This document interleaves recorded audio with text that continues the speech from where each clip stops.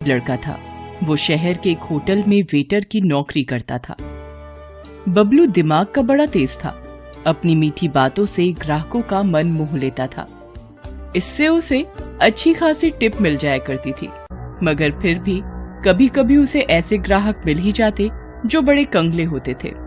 ऐसे ग्राहक न तो खुद अच्छे से खाते थे और न ही टिप देते थे। एक दिन इसी तरह का एक ग्राहक वहां आया। बताइए साहब, क्या लाऊं? खाने में क्या क्या है? चिकन में chicken handi, chicken Pathani, chicken Lakhnavi, chicken kadhai. Mutton में mutton kofta, mutton masala, mutton Mughlai. कीमे में कीमा पाव, कीमा घोटाला, कीमा फ्राई। ठंडे में केसर, फलूदा और रसमलाई। गरम में नॉर्मल, स्पेशल, मसाला, कॉफी और चाय।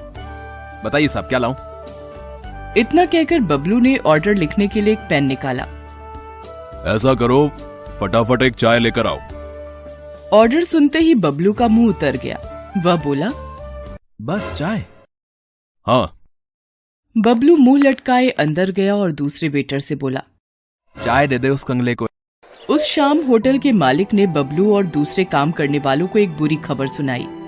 अब इस होटल को हमेशा के लिए बंद करने का टाइम आ गया है। क्या हो गया सेठ? इस जगह के मालिक ने ये जगह किसी पिज्जा हट वाले को बेच दी है। अब यहाँ होटल नहीं, पिज्जा की दुकान चलेगी। इसलिए आप सब लोग अपना अपना इंतजाम देख लें। इस पिज्जा हट ने तो हमें ही हटा दिया। होटल बंद हुए कुछ दिन बीत गए। बेचारे बबलू को कोई काम नहीं मिला। वो अपनी छोटी सी खोली में उदास बैठा था। तभी उससे मिलने उसका एक दोस्त रघु वहां आया। रघु को देखकर बबलू बहुत खुश हुआ। उसने उसके लिए गर्मा गर्म चाय और पकौड़े बनाए। वाह, क्या पकौड़े बनाए यार तूने। ये तो जैसे मुंह में घुले से जा रहे हैं। एक काम क्यों नहीं करता, तू चाय और पकौड़े का एक छोटा सा ढाबा खोल ले यार। आहा, अरे यार, मैं कैसे कर सकता हूँ धंधा? और ये चाय पकौड़े का भी कोई धंधा होता है? अबे पकौड़े का धंधा कोई मामूली धंधा नहीं है। और पकौड़े का एक छोटा सा ढाबा डाल दिया। उसके हाथों में जादू था। जो भी एक बार उसके पकौड़े खा लेता था, उसके मुंह में उसका स्वाद बस जाता था। फिर तो वो बार बार बबलू की दुकान पर पकौड़े खाने आता था। बबलू का स्वभाव भी बहुत विनम्र था। वह ग्राहकों से बड़ी प्यारी प्यारी बातें करता था। लोग उसके स्वभाव से खुश होकर भी उसकी दुकान पर जा पहुंचते और मन ना होते हुए भी वहां से चाय पकौड़े खाकर ही उठते थे। इस तरह बबलू का ढाबा जोरों से चल निकला। उसे इस ढाबे से अच्छी खासी आमदनी भी होने लगी। एक दिन बबलू अपनी दुकान पर बैठा सोच रहा था। मैं बेकार ही इस धंधे को छोटा समझ रहा था। इस धंधे ने तो मुझे कहां से कहां पहुंचा दिया है। आज मुझे समझ में आ गया है कि ईमानदारी से किया गया कोई भी काम छोटा या बड़ा नहीं होता है। अभी बबलू ये सब सोच ही रहा था कि वहां एक कार आकर रुकी।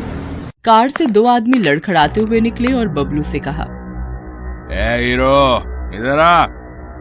बबलू ढाबे से निकलकर जल्दी से उनके पास गया। उनके मुंह से शराब की बू आ रही थी।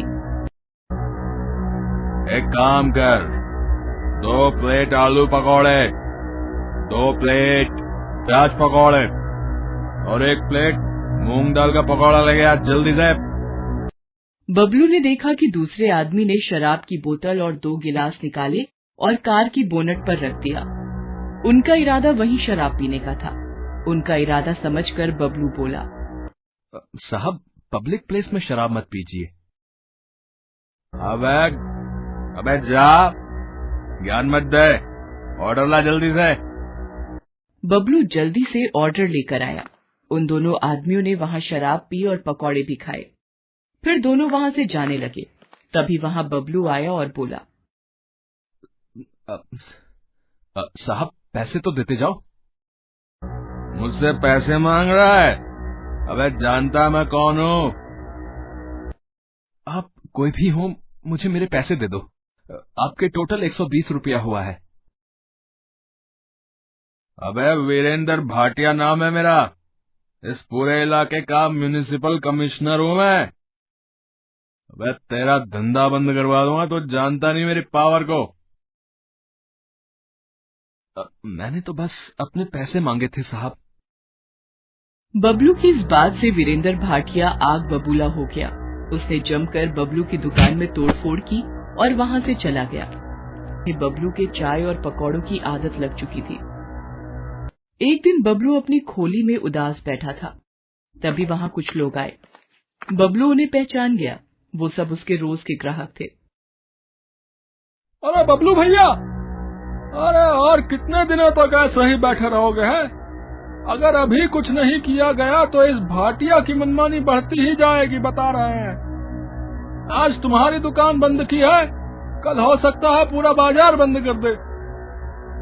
तो मैं अब कर भी क्या सकता हूँ? तुम हमारे साथ उस भाटिया के ऑफिस में चलो, हम वहीं विरोध प्रदर्शन करेंगे। इस तरह बबलू उन सब लोगों के साथ चला। इतने लोगों के साथ होने से उसकी हिम्मत भी बढ़ गई थी। वो भाटिया के दफ्तर पहुंचा और अपनी दुकान खुलवाने की मांग की।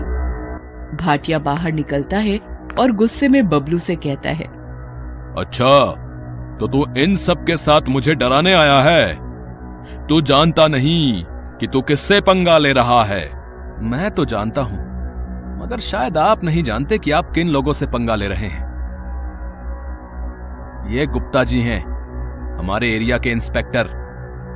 रोज ड्यूटी के बाद ये मेरी ही दुकान पर चाय पकौड़े खाने आते थे। ये धर्मपाल जी हैं, यहां के एमएलए के खास आदमी। इनकी पार्टी की मीटिंग भी मेरी ही दुकान पर मेरे ही चाय के पकौड़ों के साथ होती है। आज 10 दिन से मेरी दुकान बंद है। ये सब गुस्से से बौखलाए हुए हैं। अब आप समझ लीजिए कि कौन किससे पंगा ले रहा है। ये छोकरा ठीक ही कह रहा है। पुलिस और नेता लोगों से पंगे लेना ठीक नहीं है। ठीक है, मैं तुम्हारी दुकान खोलने के कागज तैयार करवाता हूं। फिर भाटिया अंदर जाता है और बबलू की दुकान का परमिट लाकर उसे दे देता है। इस तरह बबलू की होशियारी और लोगों के साथ से उसकी दुकान फिर से चल पड़ती है। Thanks for watching.